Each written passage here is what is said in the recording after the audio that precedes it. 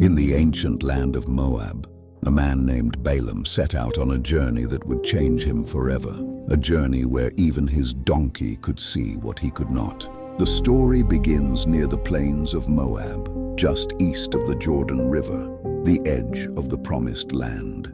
Israel's armies had conquered nearby kingdoms, and the Moabite king, Balak, was terrified. He had heard of their God, a God who split seas and brought down giants. So Balak sought a man who could curse Israel, a man named Balaam. Balak sent messengers with gold and promises.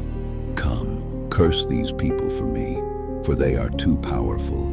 Balaam, a well-known diviner from the east, listened.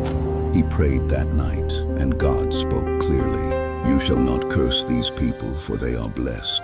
Balaam told the messengers no, but when they returned with even greater rewards, his heart began to waver. At dawn, Balaam saddled his donkey and set out to meet Balak, against the Lord's warning.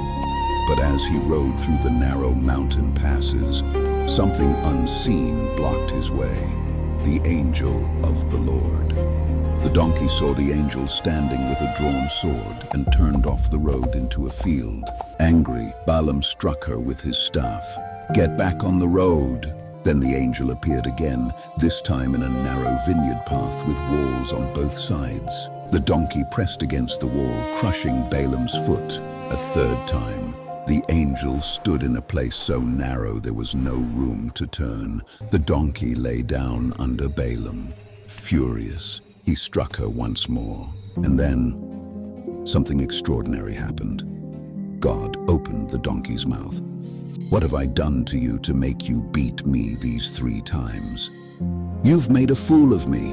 If I had a sword, I'd kill you right now. Am I not your donkey, which you have ridden all your life? Have I ever acted this way before?" Then the Lord opened Balaam's eyes, and there, standing in the road, was the angel of the Lord, sword drawn, radiant with fire. "Why have you beaten your donkey? I came to oppose you because your path is reckless before me." Balaam bowed low and said, "I have sinned. I did not realize you were standing in the way. If it displeases you, I will go back." The angel responded, "Go with the men, but speak only what I tell you." Balaam continued his journey, not as a proud prophet, but as a man who had seen his own blindness.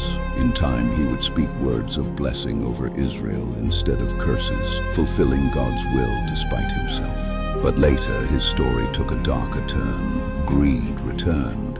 Balaam eventually advised Moab to tempt Israel into sin, and he died by the sword during Israel's conquest. Centuries later, Balaam's name became a warning, even mentioned in Revelation 2:14, a reminder of those who lead others astray for personal gain. And so it was that a prophet blinded by pride until God used the humblest of creatures to open his eyes.